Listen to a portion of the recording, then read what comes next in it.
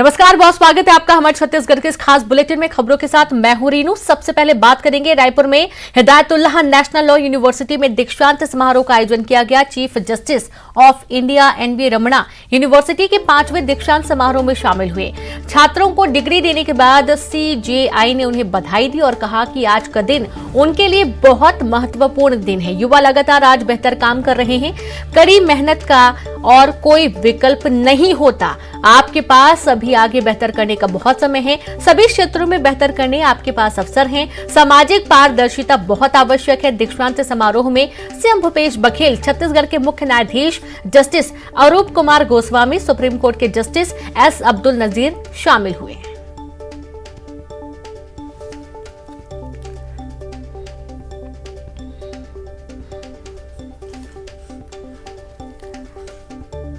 तो खबर रायपुर से है। हिदायतुल्लाह नेशनल लॉ यूनिवर्सिटी में दीक्षांत समारोह का आयोजन किया गया।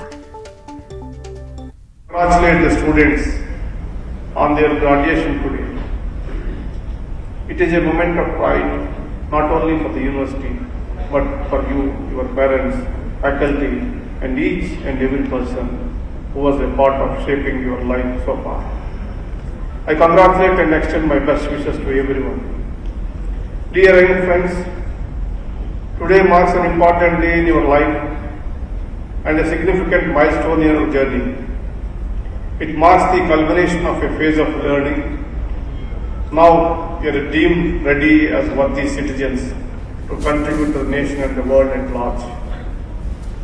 Let me also congratulate you on becoming part of an immensely challenging, intellectually stimulating and incredibly satisfying profession. हाँ, खुशी का मौका है और मेरे लिए नहीं, बाकी मेरे सारे बैचमेट्स के लिए भी, सबके लिए बहुत बड़ा दिन है। सब इंतज़ार करते हैं कब ग्रेजुएट होंगे, तो बहुत अच्छा लगा आज। क्या एम लेके चली थी?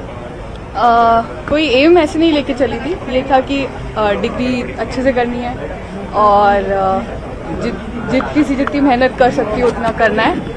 और हाँ, बस इतना ही मकसद था मेरा। खबर रायपुर से है। कल शाम से 10 लाख लोगों को नहीं मिलेगा पानी। रायपुर वासियों को नहीं मिलेगा पानी। फिल्टर प्लांट में इंटर कनेक्शन के कारण रहेगा शटडाउन। 48 घंटे का रहेगा मेगा शटडाउन। राजधानी के 26 बड़ी पानी टंकियों से सप्लाई बाधित रहेगी। कल कॉलोनियों में नहीं पहुंचेगा पानी। भाटा गांव, चंगोरा भाटा, कुशालपुर, डीडी नगर, ईदगाह भाटा, सरोना, टाटी बंध, कोटा, लालपुर, कबीरनगर, जरबाई, गोगांव, मठ पुरैना, अमलीडीह, अवंती बिहार, मंडी मोवा, सड्डू, दलदल सिवनी, रामनगर, कचना, आमा सिवनी, देवपुरी, बोरिया खुर्द, जोरा और भनपुर टंकी से पानी की सप्लाई नहीं होगी। और ज्यादा जानकारी के साथ संवाददाता देवव्रत भगत लाइव जुड़ गए हैं। देवव्रत, 48 घंटे का मेगा शटडाउन किया गया है, यानी कि कल शाम से रायपुर वासियों को पानी की सप्लाई नहीं हो पाएगी।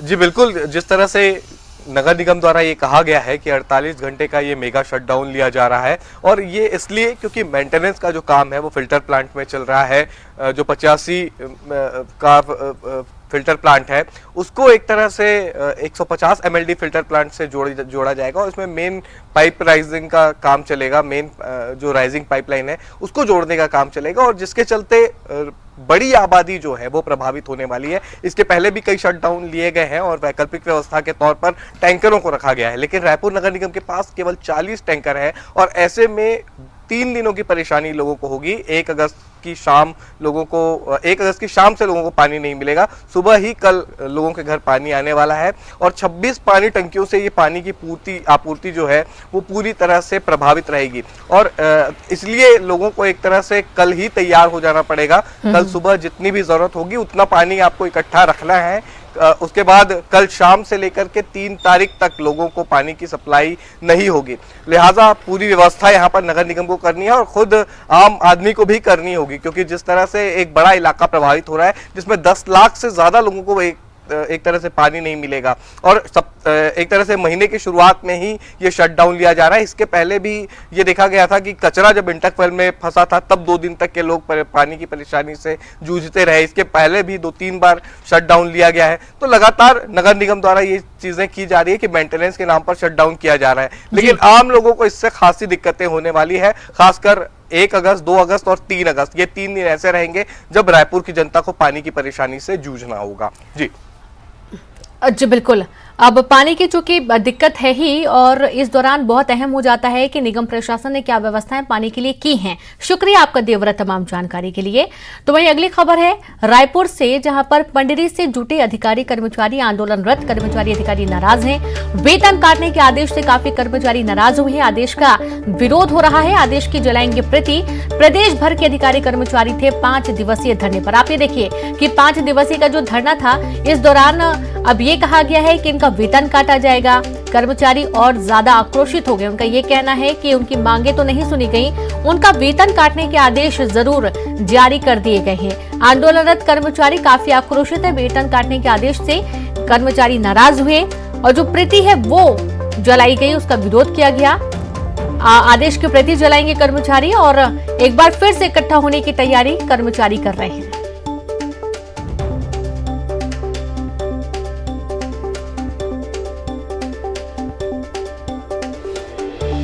कर्मचारी अधिकारी फेडरेशन 2 सूत्री मांग हम चाहते हैं कि प्रदेश के कर्मचारियों को केंद्र के समान महंगाई भत्ता मिले और 7वें वेतनमान के अनुसार गृह भाड़ा भत्ता। इन 2 मुद्दे को लेकर हमने 30 मई को मुख्य सचिव को ज्ञापन दिया था। 4 चरण में हम आंदोलन करेंगे, ऐसा हमने निर्णय लिया था। फेडरेशन के साथ में 88 संगठन जुड़े हुए हैं और सरकार के द्वारा एक दमनात्मक पत्र जो जारी किया गया है, इस पत्र का हम विरोध करते हैं। हम चाहते हैं कि सरकार ऐसे कार्रवाई के बजाय फेडरेशन से संवाद स्थापित करे ताकि कोई ठोस निर्णय निकल सके। तो देखा आपने, ऐसी कोई व्यवस्था किए जाने की बात कही जा रही है जिससे रास्ता निकल सके और लोगों को जो दिक्कतें हो रही हैं वो भी ना हो। आप ये देखिए, पंडरी में अधिकारी कर्मचारी जुटे, आंदोलनरत कर्मचारी नाराज हैं क्योंकि उनके वेतन काटने का आदेश जारी किया गया है। संवाददाता युगल लाइव जुड़ गए। युगल, प्रदेश भर के अधिकारी कर्मचारी नाराज हैं क्योंकि मांगे तो नहीं सुनी गई, उल्टा वेतन काटने के आदेश जारी कर दिए गए।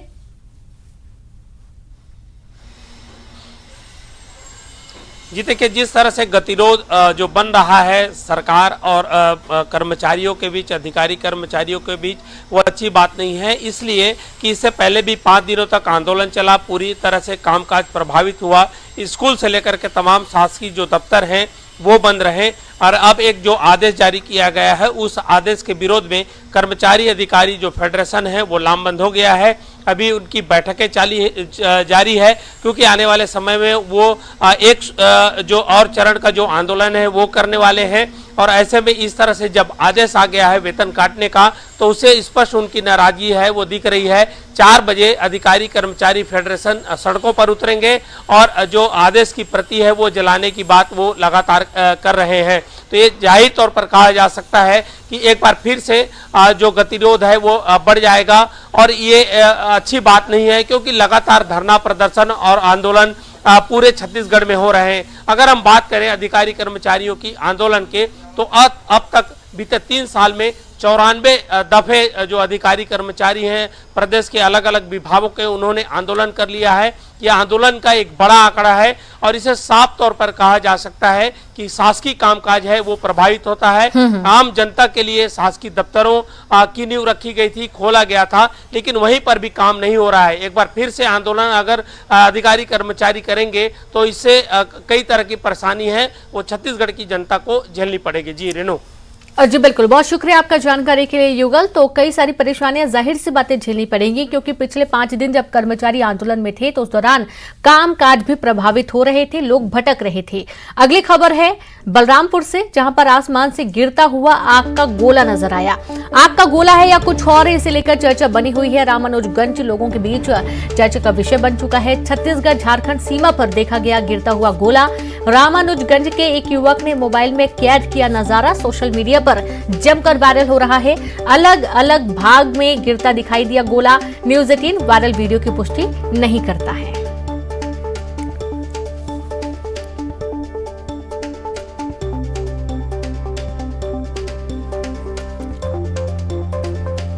तो खबर बलरामपुर से है, जहां पर आसमान से आग का गोला गिरता हुआ नजर आया। आप देख पाएंगे कि आग का गोला नीचे की तरफ आ रहा है, पीछे से धुएं का गुबार देखने को मिल रहा है। अलग अलग भागों में ये गोला गिरता हुआ नजर आया है, छत्तीसगढ़ और झारखंड की सीमा पर।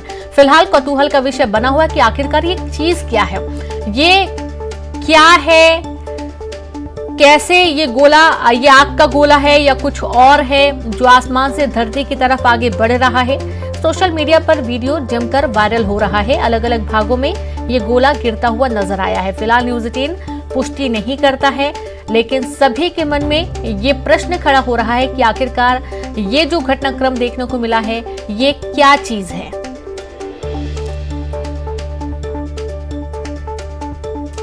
और ज्यादा जानकारी के साथ संवाददाता सूरज गुप्ता बलरामपुर से लाइव जुड़ गए हैं। सूरज, कौतूहल का विषय बन चुका है कि आखिरकार आसमान से धरती की तरफ बढ़ रहा ये आग का गोला है या कुछ और है जो कि सीमा के आसपास गिरा हुआ है।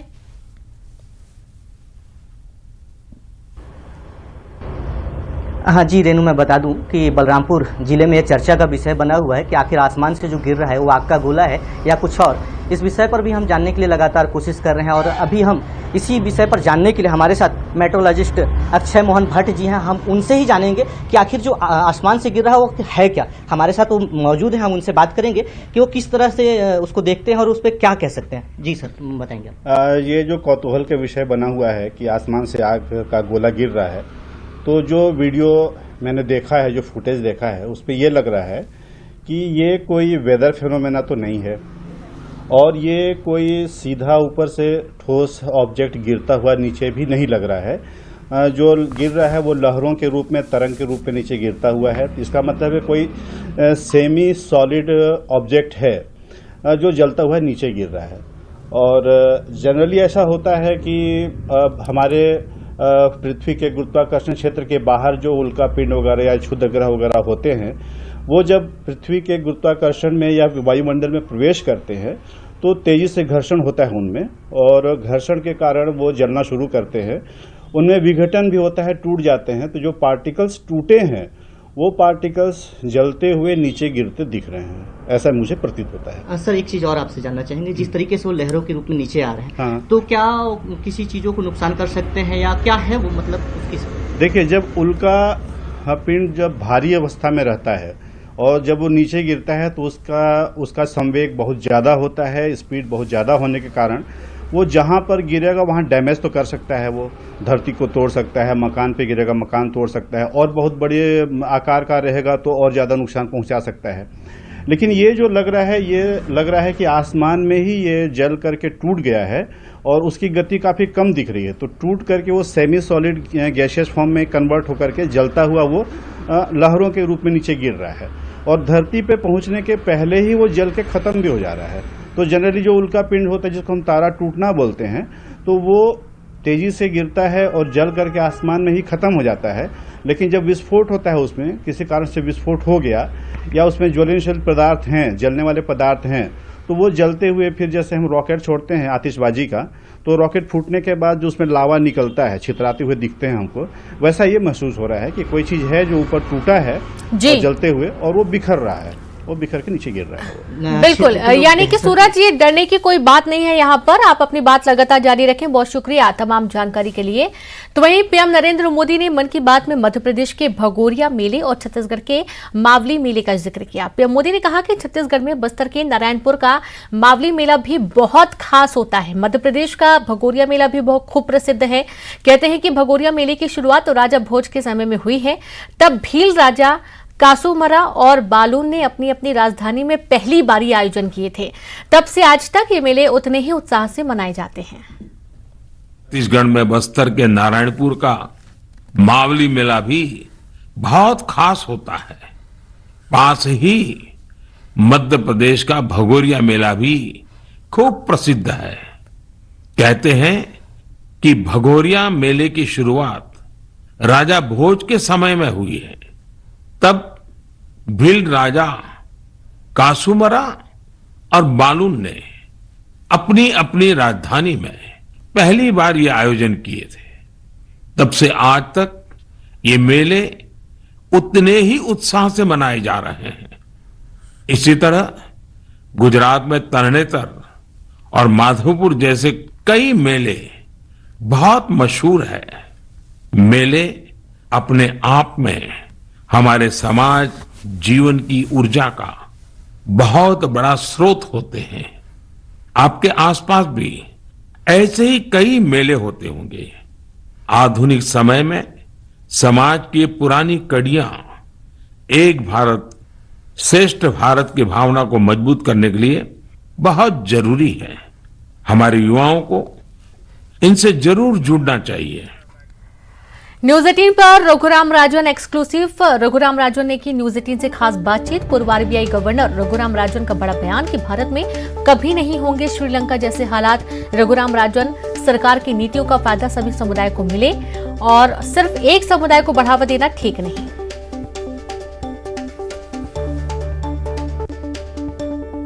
RBI के पूर्व गवर्नर रघुराम राजन हमारे साथ मौजूद हैं, उनसे बात करते हैं। सर, मेरा पहला सवाल ये है कि अभी जो जिस तरह के हालात बने हैं, अगर हम बात करें तो श्रीलंका और तमाम जगहों पे, तो एक कंपैरिजन किया जा रहा है कि भारत की जो स्थिति है वो आने वाले समय में जो मौजूदा नीतियां हैं उसके चलते वैसे हो जाएंगी। क्या आप ऐसा सोचते हैं? भारत उस स्थिति में नहीं है क्योंकि भारत के पास काफ़ी फॉरेन एक्सचेंज रिजर्व्स हैं। भारत का ऋण, फॉरेन एक्सचेंज ऋण काफ़ी कम है और भारत का इकोनॉमी भी, अर्थशास्त्र काफ़ी अच्छा चल रहा है, तो उस स्थिति में नहीं है। तो क्या मौजूदा नीतियों से सहमत हैं आप?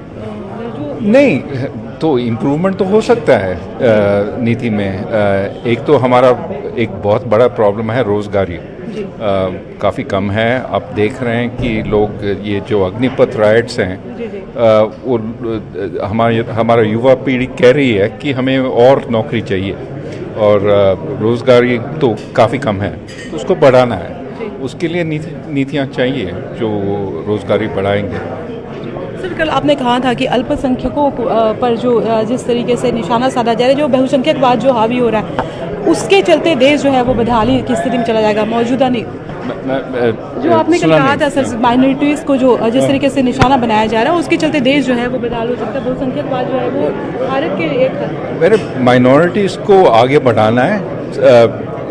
जैसे कि मेजॉरिटी कम्युनिटी को आगे बढ़ाते हैं तो माइनॉरिटीज़ को भी थोड़ा इक्वालिटी होना चाहिए कम्युनिटीज़ में। तो पॉलिसीज़ जो हम इम्प्लीमेंट करते हैं वो दोनों वो सारे कम्युनिटीज़ को एडवांस करना चाहिए।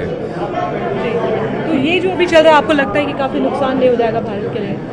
मेरे ख्याल में काफ़ी नुकसान होएगा अगर हम एक कम्युनिटी को आगे बढ़ाते हैं और औरों को पीछे करते हैं। ऐसा हो रहा है, आपको लगता है? ऐसा तो बाहर से तो दिखता है कि ऐसा हो रहा है। हाँ। सर, ये लगातार जो बेरोजगारी बढ़ रही है, इसको कैसे वो किया जाए? कैसे आपको लगता है कि इस पर काबू पाया जा सकता है? नौकरी तो अलग अलग तरीके से बढ़ा सकते हैं, जैसे कि इंफ्रास्ट्रक्चर बढ़ा सकते हैं।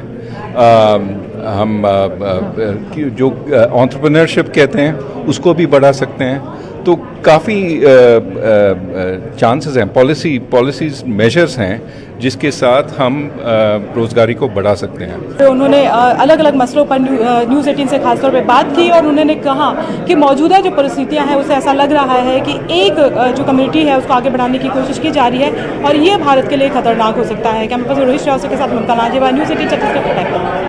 और इसी के साथ इस बुलेटिन में इतना ही। नमस्कार।